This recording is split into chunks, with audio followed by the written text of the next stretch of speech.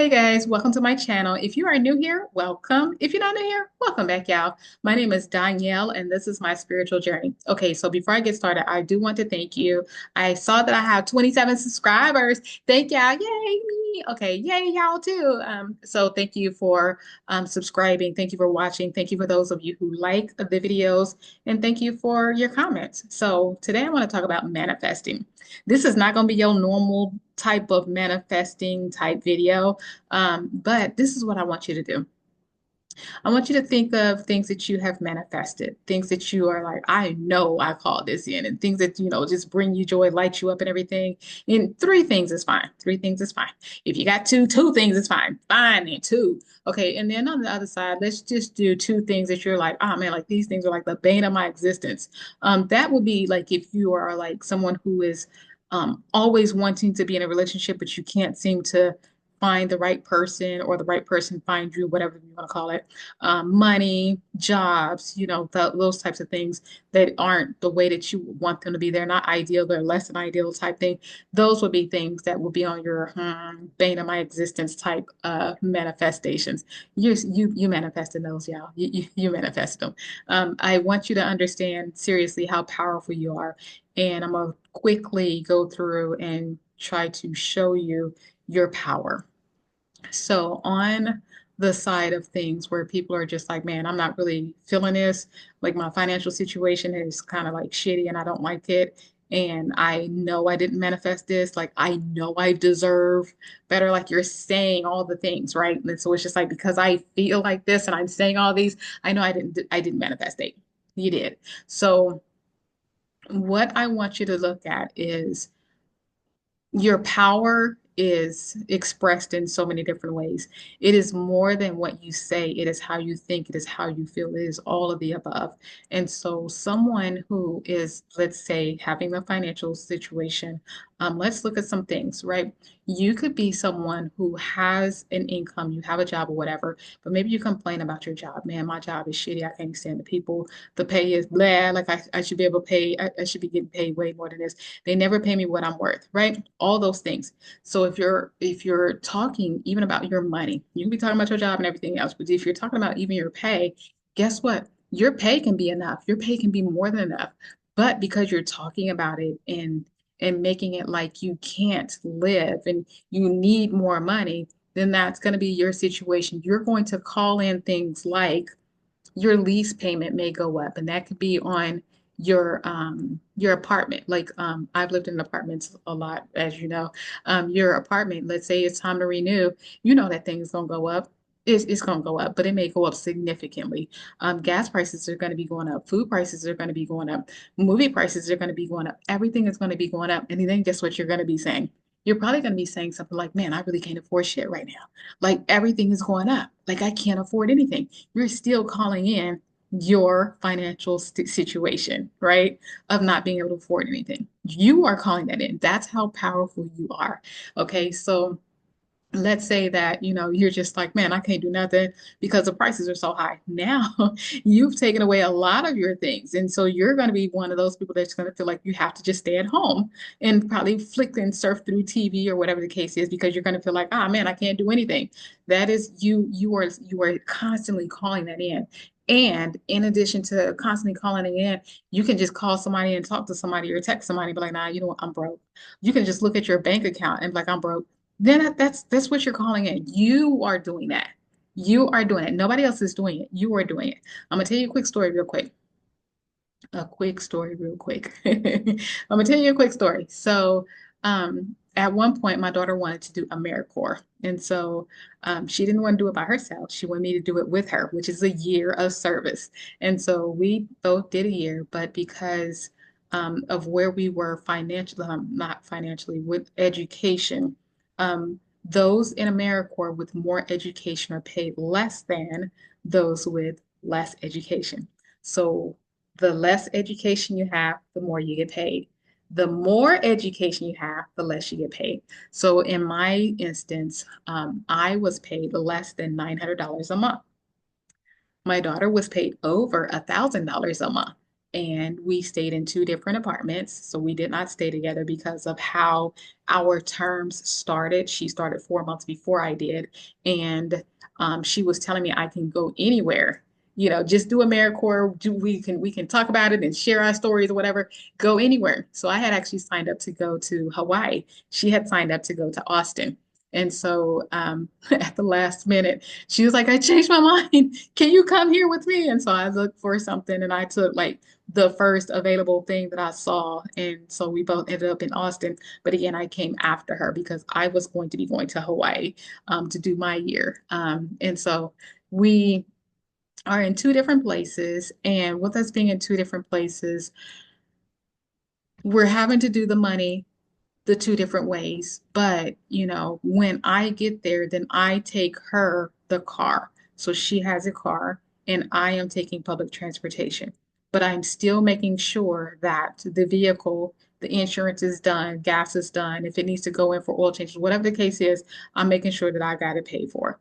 In addition to that, when my daughter turned 18, I made sure that she had her birthday present, which was her first trip out of the country. So she went to the Bahamas. Well, we went to the Bahamas. And again, this is on that AmeriCorps budget. And so, we were all of us, the family, was looking for deals and things. And so there was a really good deal where it was you stay X amount of nights or whatever, and you got like we ended up with like a $200 room credit. And so, it was a nice experience for us. And that was a great experience for my daughter, her first time being out of the country. And so, just all those things were really nice. And again, that's with me making less than $900 a month. And we made it happen. It wasn't I can't afford this and we ain't got no money. And, no, it wasn't any of those things. Now, we did have some commonsensicals, and it was like, girl, we gonna stay in the resort, right? When we go off the resort, we are not coming out of pocket for much of nothing, right? So when we went, we thought we thought we was gonna go walk in, and so we started the walk because we can walk for miles at a time. We started a walk, and it was humming hot, like I kid you not, humming hot. We went to the first little hut that we found, and they had like liquor drinks. And my daughter is 18, but even though she's 18, she's legal to like gamble, but not for me to drink. Like I wasn't gonna have her drink, but I did let her gamble. And so we ended up sharing a drink that was no alcohol. It's like no alcohol.